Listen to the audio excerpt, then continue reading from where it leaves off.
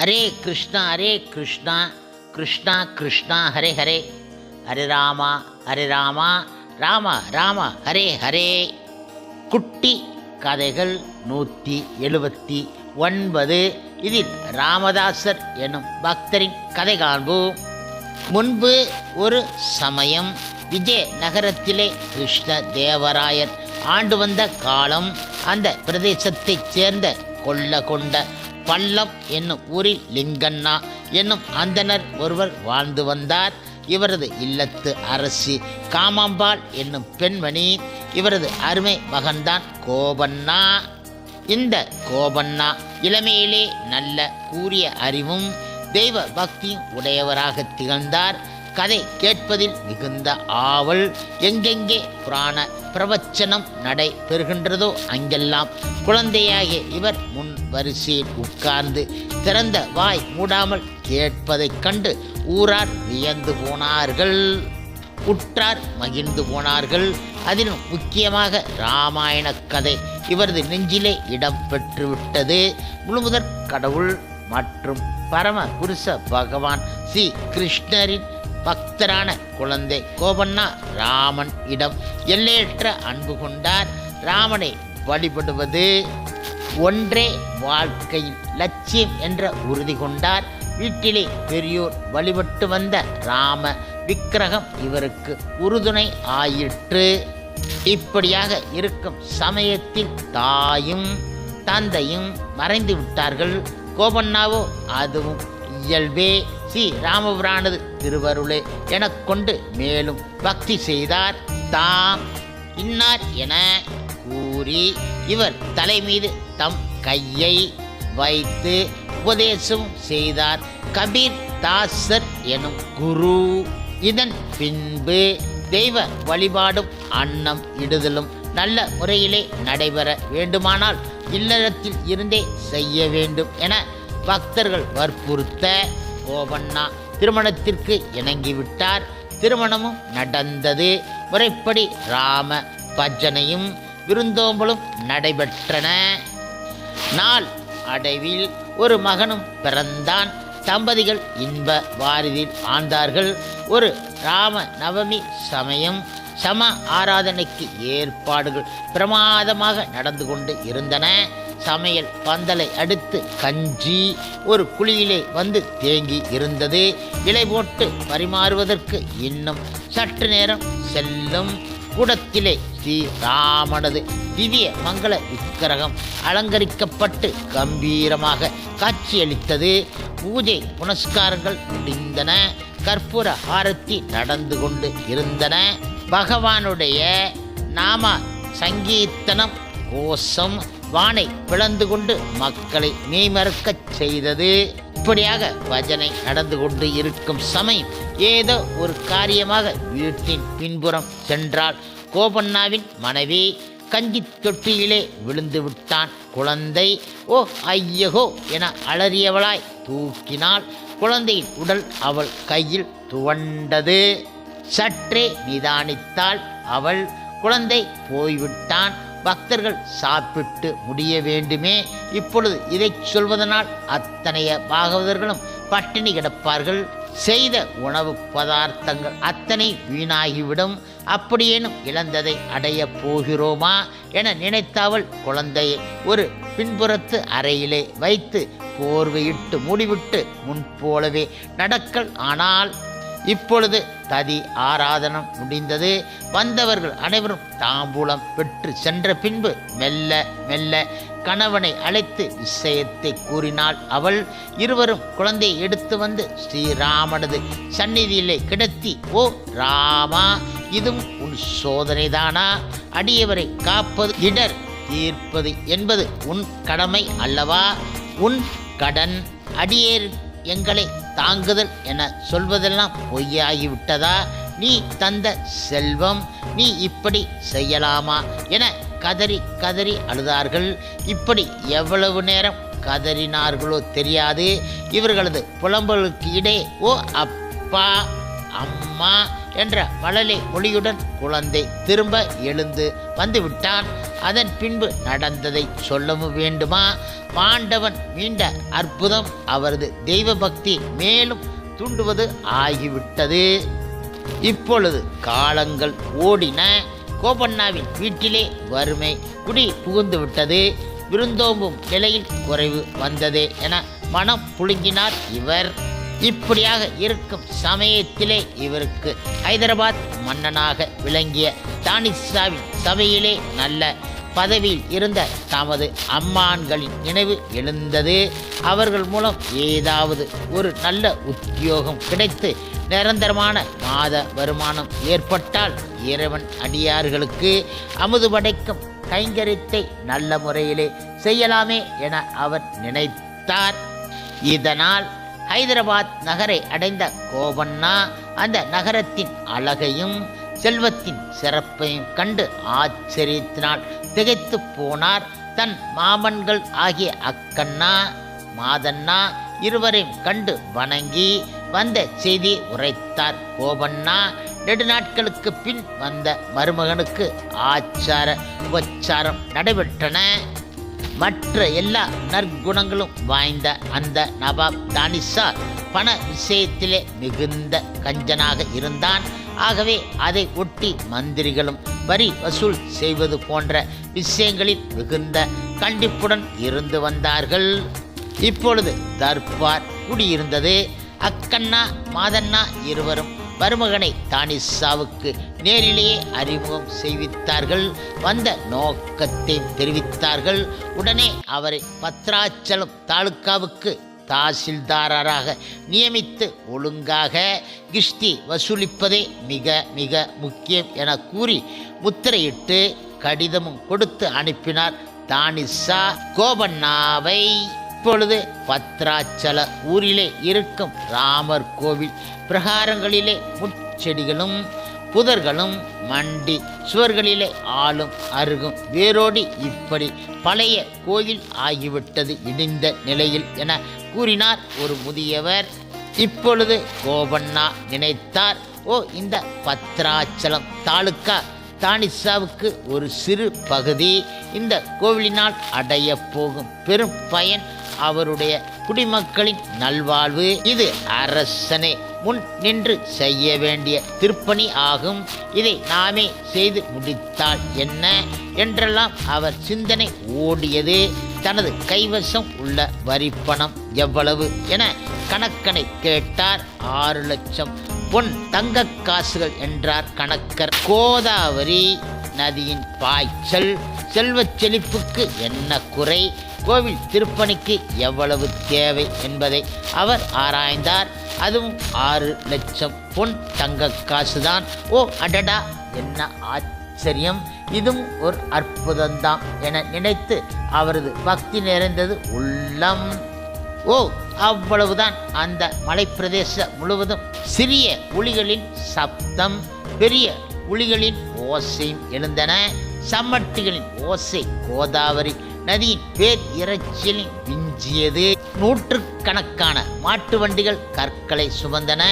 சிறிய ஆட்களும் பெரிய ஆட்களும் இங்கும் அங்கும் சுழன்று சுழன்று வேலை துரிதமாக செய்தார்கள்.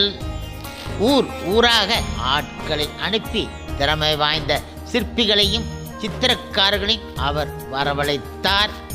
ராமதாசர் கற்களை பளபளப்பாக பளிங்கு போல் செய்பவர்கள் ஒருபுறம், யாழி சிங்கம் குதிரை தாமரை என்று சிற்பங்களை செதுக்குவோர் ஒருபுறம், ஒரே பெருங்கல்லால் ஆன பெருந்தூண்களை நிமிர்த்தி நிற்கும் நிலையில் நிறுத்துவோர் ஒருபுறம், இப்படியாக பலர் அங்கங்கே குழுவாக கூடி அந்த ஆலயத்தில் பணி செய்தார்கள். இப்படியாக அலங்கார மண்டபம், கற்பக்கிரகம், மூலவர், பலிபீடங்கள், துவஜஸ்தம்பம் எல்லாம் கல்லிலே உருவாகிவிட்டன. ராமாயண கதையை கல்லால் இழைத்த கவிதையாக வடித்து கொண்டு இருந்தார் ஒரு முதியவர். பொற்கொள்ளர்களின் பணிகள் எல்லாம் கதிரவனின் ஒளியிலே மின்னின. தங்கத்தகடு வேய்ந்த கொடிமரம், வான் உயர ஓங்கி நின்றது. நிமிர்ந்து நின்ற கோபுரமோ தங்க கலசங்கள் ஒளி வீச விண்ணையும் மண்ணையும் இணைப்பது போல் இருந்தன. வெள்ளி தகடு வேய்ந்த பீடங்களிலே ஆராதனைக்கு உரிய பொற்பாத்திரங்கள், பஞ்ச உலகங்களால் ஆன ஸ்ரீ ராமபிரானது உற்சவ விக்கிரகம் விலை மிகுந்த ரத்தின ஆபரணங்களால் அலங்கரிக்கப்பட்டு சோபித்து கொண்டு இருந்தன. இந்த செயல்கள் எல்லாம் வெகு விரைவிலே முடிந்து கும்பா அபிஷேகம் முடிந்துவிட்டது. இதுவரை பிரகிருதி தேவி இயற்கை அமுதை பின் அணியாக கொண்டிருந்த ராமபிரான் இப்பொழுது தனது மெய் அடியானின் செயற்கை அலங்காரங்களுக்கு இடையே மனமோகனாக காட்சியளித்து கொண்டு இருந்தான். கோவிலே பக்தி பெருக்கெடுத்து ஓடியது.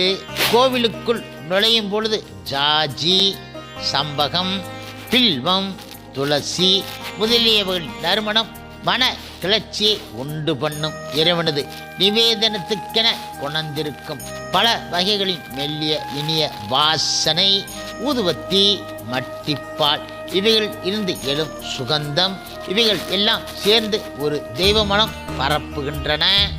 ஸ்ரீ ராமபிரான் புன்னகை பூத்த முகத்தினாய் இவைகளை எல்லாம் ஏற்றுக்கொண்டான். கோபண்ணாவின் இதயம் ஆனந்த மிகுதியினால் பூரித்து விட்டது. இறைவன் திருப்பணி எவ்வளவு சுலபமாக எவ்வளவு அருமையாக தங்கு தடையில்லாமல் கோதாவரி வெள்ளம் போல் வேகமாக நடைபெற்று விட்டன என நினைத்து நினைத்து மனம் குலைந்தார், மகிழ்ந்தார். மெய்யடியார் வருவதும் போவதும் வழிபடுவதும் அவர் மனதில் எல்லையற்ற ஆனந்தத்தை உண்டு பண்ணியது. இது இப்படியாக இருக்கையில் தமக்கு சேர வேண்டிய வரிப்பணம் 6 லட்சம் தங்க பொற்காசுகளை அனைத்தையும் கோபண்ணா தன்னை எதுவும் கேட்காமல் அதை வைத்து ராமருக்கான கோவில் ஒன்றை சிறப்பாக கட்டியுள்ளதை தானிஷா ராஜா ஒற்றன் மூலம் அறிந்து கொண்டார். இப்பொழுது கோபண்ணாவை வரவழைத்து 6 லட்சம் தங்கக்காசு வரிப்பணத்தை தானிஷா ராஜா அவரிடம் கேட்டதற்கு அவர் கூறினார், தன்னிடம் சல்லி காசு கூட கிடையாது என்றார் அவர். இதனால் தானிஷா ராஜா மிக மிக கோபம் அடைந்து விட்டார். இப்படியாக இருக்கையில் தானிஷா ராஜா முன்னிலையில் நின்றார் கோபண்ணா பவ்யமாக. இப்பொழுது நான் தங்களிடம் கேட்காமல் செய்தது தவறுதான் என்றாலும் அரசனை உவந்து செய்ய வேண்டிய நல்ல பணி என்றும் அதனால் அடையும் பயன்கள் எல்லாமே அரசுக்கு உரியது என்றும் தாம் கற்ற தத்துவ விளக்கங்களையும் பக்தியின் பெருமைகளையும் விவரித்தார். தானிஷாவின் மனம் அவர் சொல்வதையெல்லாம் கேட்டு வியந்து போனார். ஆனால் பணம் என்ற உடனே கூடவே கோபம் எழுந்துவிட்டது. மேலும் இப்பொழுது இவனை மன்னித்து விட்டுவிட்டால் இந்த மாதிரியே எப்பொழுதும் செய்யலாம் என அநேகருக்கு துணிவு ஏற்பட்டுவிடும். ஆகவே 6 லட்சம் வராகனையும் நயத்தாலும் பயத்தாலும் வாங்கி தீர வேண்டும் என நினைத்தது. பணம் வரும் வரை இவனை சிறையில் அடையுங்கள் என உத்தரவிட்டார் தானிஷா ராஜா. இவர் வந்ததும் விசாரணை நடைபெற்றதும் சிறைக்கு செல்வதும் கேட்ட ஹைதராபாத் மக்கள் வீதிகள் தோறும் அடிக்கடி கூடி இவரை பற்றி பேசல் ஆனார்கள். இப்பொழுது இருண்டதும் ஈரம் கசிந்ததுமான சிறைக்கூடம், கீழே தேங்காய் நாற்பாய் ஒன்று, மயிர்கள் உதிரும் கரும் கம்பளி நாற்றமோ சொல்லுவதற்கு முடியாது. கோபண்ணா அந்த பாயிலே படுத்து கொண்டார். கல்லணை மேல் கண் துயில கட்டணையோ காகுந்தா கரிய கோவே என்று ஆழ்வார் கேட்டது போல, எனது ராமா, காட்டிலே தூசியிலே கரடும் முரடுமான மண் தரையிலே எப்படித்தான் தூங்கினாயோ என இறங்கினார். இப்பொழுது காவலன் உப்பையும் அரிசியும் சமமாக கலந்து சமைத்து உண்ண கொடுக்க அவர் இதையும் ராமனது அருளாகவே நினைத்து உண்டார். இவரது மானச பூஜை அந்த இருண்ட சிறையில் நடந்து கொண்டு இருந்தன. அதை கட்டுப்படுத்த எந்த தானிஷாவிலும் முடியுமோ? சிறையிலே துன்பம் இல்லாமல் இருக்கின்றான் என்பது தெரிந்த தானிஷா இவனை இப்படி அடைத்து வைப்பதில் பயன் கிடையாது, உச்சந்தியிலே நிறுத்தி கசையடி கொடுங்கள், அப்பொழுதாவது பணத்திற்கு வழி சொல்கின்றானா என பார்ப்போம் என்றார் அவர். இப்பொழுது தண்டனை செய்தி ஒரு நொடியில் ஊர் முழுவதும் பரவியது. மக்களது இதயம் தவியாய் தவித்தன. ஓ அடடா, இத்தகைய ராம பக்தருக்கா இவ்வளவு பெரிய தண்டனை? பணத்தை என்ன செய்து விட்டார்? மனைவி மக்களுக்கா கொடுத்தாரா? தாம் தமக்கென ஏதாவது செய்து கொண்டாரா? பத்ராச்சலம் பத்ராச்சலமாக இருக்கிறது, பூலோக வைகுண்டம் போலல்லவா இருக்கின்றது. என்ன கோவில், என்ன விமரிசை, என்ன பக்தி, என்ன வழிபாடு! இப்படிப்பட்ட பரம பாகவதரையா தண்டிப்பது? ஓ அடடா, அநியாயம், கலிகாலம் என்று ஓலமிட்டார்கள் பலர். ஏ ராமா, இப்படியும் வேடிக்கை பார்க்கலாமா? இதென்ன திருவிளையாடலா என ராமனையே கடிந்தார்கள் பலர். இப்பொழுது ஊரார் பார்த்து கதறி கதரை அழ கோபண்ணாவை சாட்டையால் அடிக்கத் தொடங்கினார்கள். ஏவலர் ஏ ராமா, ஏ ராமா என கதற கதற அடிகள் மேன்மேலும் விழுந்தன.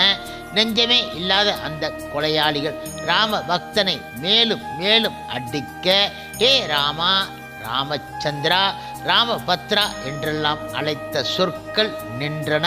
முதுகிலே ரத்தம் பீரிட்டு ஓடியது. 30 அடிகளுக்குள் 10 பிரம்புகள் முறிந்து விட்டன. ரத்தம் பெருகி ஓடியது. ஆனால் இவரோ ராமபத்ரனுக்கு வெற்றி, ராமச்சந்திரனுக்கு மங்களம் உண்டாகட்டும் என அவர் வாய் வாழ்த்தியது. இப்பொழுது இந்த சாட்டை அடிகள் வராமல் பணத்துக்கு ஏற்பாடு செய்வார் என எதிர்பார்த்தார் தானிஷா ராஜா. வராமல் போகவே தலையிலே பெருங்கல் ஒன்றை சுமத்தி வீதி முழுவதும் அவரை சுற்ற வைத்தார்கள்.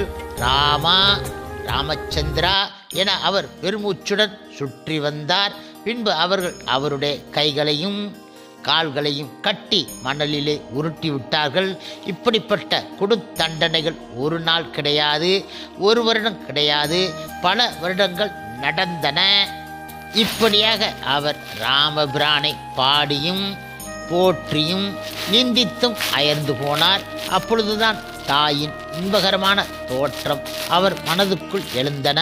ஓ அம்மா சீதம்மா, நான் படும் துயரம் பார்த்து நீயாவது சொல்லக்கூடாதா என ஐயன் ராமனை வேண்டியது அவ்வளவு வீண். இந்த கோபண்ணா எனக்காக செலவு செய்தான் என அவன் ஒரு வார்த்தை தானிஷாவிடம் சொல்லக்கூடாதா? நானும் பொறுத்து பொறுத்து பார்த்து விட்டேன். அவன் கல் நெஞ்சக்காரன், இறங்கவே மாட்டேன் என்கின்றான். எவ்வளவு கடின மனம் இருந்தால் உன்னை தீயிலே குழி என்பான். அது மட்டுமா, நிறை சூழி காட்டிலே விடு என்றானே. அப்பொழுதே நான் புரிந்து கொண்டு இருக்க வேண்டும். அவன் கருணை அற்றவன், வீணாக கருணா சாகரன் என புகழ்கின்றோம் என்றெல்லாம் நினைத்தவராக இனி பொறுக்க முடியாது. விஷத்தை குடித்து அவனை அடைந்து விடுகிறேன் என நிச்சயித்து விட்டார். விஷத்தை ஒரு கிண்ணத்திலே கரைத்து வைத்து கொண்டு, ஓ சீதம்மா, நீயாவது சொல்ல மாட்டாயா என மீண்டும் ஒருமுறை கேட்டுவிட்டு தியானத்தில் ஆழ்ந்து விட்டார். இப்பொழுது சீதா தேவியின் மனம் உரியது. ஓ பூவுலகிலே கோபண்ணா என்ற மெய்யன்பன் இப்படி பரிதவிக்க நீங்கள் இங்கே ஆனந்தமாக இருப்பது தகுமோ என கேட்க, அதற்கு ராமன் கோபண்ணா மற்றும் தனிஷா ராஜாவின் முற்பிறவியை பற்றி சீதையிடம் கூறினார். ஓ சீதே, அவன் முன்பிறவியிலே மிகச்சிறந்த பக்தன். ஒரு கிளியை பிடித்து கூண்டில் அடைத்து 12 வருடங்கள் வளர்த்தான். அதை சித்திரவதை செய்தான். அதன் பயனாகவே இந்த சிறைவாசம். இன்று இரவோடு அவன் சிறைவாசம் முடிகின்றது. நாளை நானும் லட்சுமணமாக சென்று தானிஷாவின் கடனை தீர்த்துவிட்டு வருவோம் என்றான். சீதையின் முகத்திலே சிரிப்பும் வந்தது. அழகுதான் ஆயுள் முழுவதும் உமைக்கே அர்ப்பணமாக பணி செய்தவனுக்கு அருள் செய்யாமல் தானிஷாவை பார்க்க வேண்டியது மிக அவசியம்தானோ என்றாள் அவள். ராமபிரான் மிகவும் கனிவோடு கூடிய குரலில் கூறினார், ஓ சீதே, அவன் கோபண்ணாவை தண்டித்தது தவிர வேறு எந்த குற்றமும் செய்யவில்லை. அவன் ஒரு நல்ல அரசன், குடிகளை நன்றாக பாதுகாத்து வரும் பெருமை உடையவன். முற்பிறப்பிலே காசியிலே அவன் ஒரு அந்தணனாக இருந்தவன். இறைவனுக்கு 1000 குடங்கள் அபிஷேகம் செய்தால் பெரும் பதம் கிடைக்கும் என தொடங்கி 999 குடம் முடிந்ததும் தான் எண்ணிய பேறு கிட்டவில்லை என அந்த இறைவன் மீதே குடத்தை போட்டு உடைத்து விட்டான். அதன் பயனாகவே அவன் இவ்வாறாக பிறக்க நேரிட்டு விட்டது. ஆகவே அவனுக்கு காட்சி தர வேண்டும். சிவபெருமான் ராமனது தரிசனம் பெறுவாய் என வரமும் அவனுக்கு அளித்து இருக்கின்றார் என்றார் அவர். இப்பொழுது நட்ட நடு நிசி ஹைதராபாத் நகரம் முழுவதும் ஆழ்ந்த நித்திரையில் மூழ்கி இருந்தது. தானிஷா ராஜா அரண்மனையின் அந்த புறம் பாராக்காரர்கள் மட்டும் தூங்கி வழிந்து கொண்டு பாரா கொடுத்து கொண்டு இருந்தார்கள். அப்போது அங்கே 2 சிப்பாய்கள் கையிலே பணப்பையும் இடையிலே வாளும் தரித்து அழகிய கால்சராயும் அங்கேயும் அணிந்து ராஜகுமாரர்கள் போல் காட்சி தந்தார்கள். அவர்களுடைய நல்ல வாட்ட சாட்டமான உடல் அமைப்பும் கம்பீரமான தோற்றமும் காண்போர் நெஞ்சை கவரும் தன்மையாக இருந்தன. ஒருவன் பொன்மேனி, மற்றவன் மாநிறம். கையிலே இருந்த பணப்பையை குலுக்கியவர்களாக அவர்கள் அங்கே நின்றார்கள், குதிரை சகிதமாக. இப்பொழுது பாரா கொடுப்பவன் உறங்கியபடியே நடந்து கொண்டு இருந்தான். ஆகவே அந்த இருவரும் அந்த புறத்திலே கதவிலே கையை வைக்க அது தானாகவே திறந்து கொண்டது. உள்ளே நுழையும் சமயம் அதிசயமான கனவு ஒன்று கண்டு விழித்தார் தானிஷா. அவர் விழித்தளவும் இவர்கள் உள்ளே நுழையவும் சரியாக இருந்தன. உடனே திடுக்கிட்டு யார் யார் என்றார் அவர். ஏற இறங்க ஒரு முறை பார்த்த அவர் ஆச்சரியத்தினால் திகைத்து போனார். வந்தவர்களது பெரிய அழகு அவர் கண்களை கூசச் செய்தன. செய்வது என்னது என்று தெரியாமல் மெய்மறந்து நின்றார் தானிஷா ராஜா. வந்தவர்களை யார், எங்கிருந்து வருகிறீர்கள் என அவர் கேட்டார். ஓ அரசே, நாங்கள் பத்ராச்சலம் கோபண்ணாவின் பணியாட்கள். என் பெயர் ராம்ஜி, இவன் பெயர் லக்ஷ்மண்ஜி என்றான் மூத்தவன். ஓ, நீங்கள் எத்தனை வருடங்களாக அவரிடம் வேலை செய்கின்றீர்கள்? என்ன சம்பளம் கொடுக்கின்றார் என கேட்டான். நாங்கள் பல தலைமுறைகளாக அவர்களுக்கு பணி செய்பவர்கள். சம்பளம் எதுவும் கிடையாது. கோவில் பிரசாதத்துக்கு ஆசைப்பட்டு பணி செய்கின்றோம் என்றார்கள். இப்பொழுது வந்த காரணம் என்ன என கேட்டான் ராஜா. ஓ, எனது கடனை தீர்த்து வா என கோபண்ணா கூறினார்.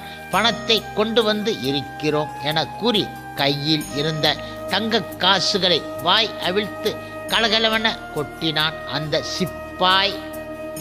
அவைகளின் ஜொலிப்பினால் அந்த அறை முழுவதும் ஒளிமயமாக திகழ்ந்தது. புத்தம் புதிய பொன் நாணயங்கள், தங்க காசுகள் நாள் புறமும் சிதறி ஓடி விழுந்தன. உமக்கு சேர வேண்டிய 6 லட்சம் வராகன் சரியாக இருக்கிறதா என எண்ணி பார்த்து ரசீது கொடுங்கள், சீக்கிரம் சீக்கிரம் என துரிதப்படுத்தினான் லக்ஷ்மண்ஜி. இவ்வளவு பெருந்தொகையை இந்த இரவில் எப்படி சுமந்து வந்தார்கள் என திகைத்த அவர், ஓ வீரர்களே, என் தூக்க கலக்கத்திலே உங்களை உபசரிக்கவும் மறந்துவிட்டேன். உங்களை எப்படி உபசரிப்பது இந்த நல் இரவிலே என விளங்கவில்லை என்றார் அவர். ஓ, பணத்தை கண்டவுடன் எழுந்த உபச்சாரம் என்ற கருத்தோடு லக்ஷ்மண்ஜியை பார்த்தான் ராம்ஜி. பிறகு மிகவும் மெதுவான குரலில், ஓ நீங்களோ அரசர், நாங்களோ சேவகர்கள். இதிலே உபசரிப்பதற்கு என்ன இருக்கிறது? மேலும் நீங்கள் எங்களை உபசரிப்பது என்றால் உமது அந்தஸ்து என்னாகும்? நீங்கள் உபசரிக்க வேண்டும் என்று நினைத்ததே எங்கள் பாக்கியம். ரசீதை சீக்கிரம் கொடுங்கள், நாங்கள் போக வேண்டும் சீக்கிரமாக என இருவரும் கூறினார்கள். இப்பொழுது தானிஷா ராஜா ரசீதும் கொடுத்து விட்டார். ஒளிமயமான அழகும் அலங்காரமும் நறுமணம் நிறைந்த அந்த புறத்தை விட்டுவிட்டு இருண்ட சிறையின் கதவருகே வந்து நின்றார்கள் ராம்ஜியும் லக்ஷ்மண்ஜியும். 12 வருடங்களாக கடும் தவம் இயற்றிய அந்த வீரத்துறவி கோபண்ணாவின் நிலை கண்டு ராம்ஜியின் கண்களிலும் நீர் பெருகியது. குழி விழுந்த கண்கள், நீண்ட தாடி, சடைபட்ட முடி, எலும்பும் தோலுமாக உடல். இந்த கோலத்தில் அந்த துர்நாற்றமும் அசுத்தமும் உள்ள சூழலிலே ஆச்சார அனுஷ்டான சீவனான கோபண்ணா கிடந்த கோலம் லக்ஷ்மண்ஜியின் மனதுக்குள் கோபத்தை ஊட்டிவிட்டது. ஓ அண்ணா, நீ செய்தது அநியாயம். நமக்கு வானலாவிய கோவில் அமைத்தவனுக்கு இந்த இருண்ட சிறை, ஆடைகளும் அணிகளும் கொடுத்து அமுதமயமான உணவை நமக்கென சொல்லி ஊருக்கெல்லாம் வாரி வழங்கிய வள்ளல் எலும்பும் தோளுமாக கிடக்கின்றான். இந்த கருணையை முன்பே காட்டி இருக்கக்கூடாதோ என்றான் லக்ஷ்மண்ஜி. இப்பொழுது அந்த சிறை கம்பிகளின் வழியாக மூளையிலே இருந்த விஷக்கிண்ணம் தெரிந்தது. ஓ லக்ஷ்மணா, ஊழ்வினை வாயிலா பச்சை கூண்டிலே அடைத்தான். அதன் பயனாக இந்த சிறைவாசம். நீ போய் விஷக்கிண்ணத்தை கவிழ்த்தி விடுவாயாக என்றார் ராம்ஜி. இப்பொழுது லக்ஷ்மண்ஜி ஆதிசேஷனாக உட்சென்று கிண்ணத்தை கவிழ்த்து விட்டார். ராம்ஜி ரசீதை கோபண்ணாவின் பக்கத்திலே வைத்தான். பின்பு இருவரும் மறைந்து விட்டார்கள். அங்கே ராம்ஜியும் லக்ஷ்மண்ஜியும் மறைந்த பின்பு தானிஷா தங்க நாணயங்களை கையில் எடுத்தார். அவ்வளவும் ராமடிங் மோகராக்கள் 6 லட்சம் வராகன் என்றல்லவா கூறினார்கள். அதிகமாக காணப்படுகின்றது என்று நினைத்து பத்ராச்சலத்திலே கோவில் கொண்டுள்ள இறைவனே வந்துவிட்டான் என்றும் ராம்ஜி லக்ஷ்மண்ஜி என்று தம்மையை குறித்தனர் என்றும் கண்டுகொண்டார் தானிஷா ராஜா. அவரது அகக்கண் திறந்து விட்டது. ஓ அடடா, தமது பக்தனுக்காக இறைவன் அல்லவா வந்து இருக்கிறார். அறியாமல் மோசம் போய்விட்டேன். தொண்டருக்கு எத்தகைய கடுமையான தண்டனைகளை விதித்து விட்டேன். ஏ ராம்ஜி, ஏ லக்ஷ்மண்ஜி, உங்களை தெய்வம் என அறியாமல் போய்விட்டேனே. என் பிழை பொறுப்பீராக. நான் எத்தகைய மகா பாவியாக உங்களை அறிந்து கொள்ளாமல் இருந்து விட்டேன் என கதறி கதறி உருகினார் தானிஷா ராஜா. இப்பொழுது ஆழ்ந்த உறக்கத்திலே இருந்த கோபண்ணா எழுந்து விட்டார். விஷக்கிண்ணம் கவிழ்ந்து கிடக்க அதன் பக்கத்திலே தானிஷாவின் கையொப்பம் இட்ட ரசீதையும் கண்டு திடுக்கிட்டார். ஏ ராமா, உன்னை நிந்தித்தேனே என வந்து இவன் இறந்து நம் திருவிடை அடையக்கூடாது என விஷத்தை கொட்டி விட்டாயா? இந்த ரசீது ஏது என திகைத்து கொண்டு இருக்கும் பொழுது சிறையின் பெரிய கதவு திறக்கப்படும் ஓசையும் தானிஷா ராஜா பரிவாரங்கள் உடன் வரும் ஆரவாரமும் கேட்டன. மறுவினாடி இவரது கதவும் திறந்தது. தானிஷா ராஜா நின்றார். ஒரே ஒரு கணம் திகைத்தார் தானிஷா.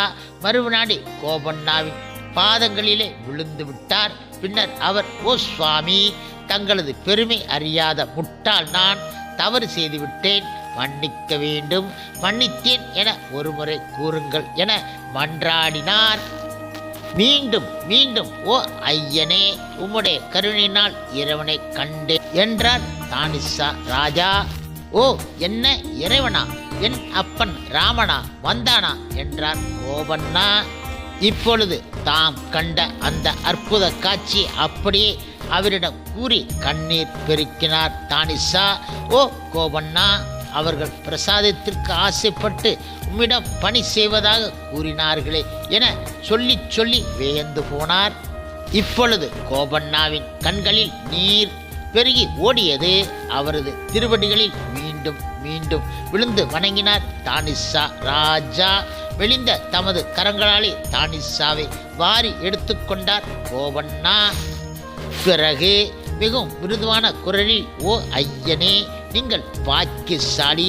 இறைவனை காணும் பெரும் பேறு உமக்கு கிடைத்து விட்டது என கூறி 12 வருடங்களாக கதறி கதறி எனக்காக நடுநிசியில் மூட்டை சுமக்கும்படி செய்துவிட்டேனே. ஓ ராமா, என்னை மன்னித்து எனக்கும் காட்சி தரமாட்டாயா என ஏங்கினார் கோபண்ணா. தானிஷா ராஜா இப்பொழுது கூறினார், ஓ கோபண்ணா, நீங்கள் கோபண்ணா கிடையாது. நீங்கள் ராமதாசர். ராமரது திருவடிகளுக்கே தொண்டுகள் பல செய்த பெரியார் நீங்கள். அருமை அறியாமல் எவ்வளவு மாபெரும் பாவத்தை செய்துவிட்டேன். ஓ இறைவனது மெய் அடியாரை வாட்டிய பழி விடுமோ என கல்லும் கரைந்து உருக கதறினார் தானிஷா ராஜா. இப்பொழுது ராமதாசர் தானிஷாவினால் உதிக்கப்பட்டார். எல்லையற்ற மன நிறைவோடு மீண்டும் பத்ராச்சலம் போகின்றோம், நம் ராமனுக்கு ஆராதனை செய்ய போகின்றோம் என்ற மகிழ்ச்சியிலே அதுவரை பட்ட துன்பங்கள்லாம் மறந்துவிட்டார். அவர் ஏராளமான பொன்னையும் பொருளையும் கொடுத்து அனுப்பினார். தானிஷா ராஜா வழியிலே கள்வர்கள் வழி மறித்தனர். ராமபிரானது மாயினால் அவர்கள் ஓடிவிட்டார்கள். இதன் பின்பு அவர் நெடுநாள் ராமரது புகழ்பாடி பணி செய்து வந்தார். ஒரு நாள் ஒரு பொன்மயமான தேர் வந்து அவர் வீட்டு வாசலில் நின்றது. மனைவி இங்கே வா என அழைக்க அந்த அம்மையார் கூறினார். கைவேலை முடித்துவிட்டு வருகிறேன் என்றாராம். நீ கொடுத்து வைத்தது அவ்வளவே என கூறி அந்த தேரின் மீது ஏறிய ராமதாசர் ராமா ராமா என்ற உதைச்சத்தை கூறியபடியே அமர தேர் வானவீதியில் எழும்பி சென்று விட்டது. வேலையை முடித்து வெளியே வந்த அவரது தேவியார் தவிக்க, ஓ நீ உன் மகனுக்கு பணி செய்வாயாக, அந்த கடமையின் பொருட்டே நீ தங்கினாய் என அசரீரி எழ அவர் அப்படியே நின்றுவிட்டார். இப்பொழுது ராமதாசர் புகழ் பாரத நாடு முழுவதும் பேசப்படுகின்றது. அவரது அற்புதமான கீர்த்தனைகள் பல உள்ளன. ஹரே கிருஷ்ணா ஹரே கிருஷ்ணா கிருஷ்ணா கிருஷ்ணா ஹரே ஹரே, ஹரே ராமா ராமா ராமா ஹரே ஹரே. சில பிரபுபாதரின் சேவையில் இஸ்கான் பக்தர்கள்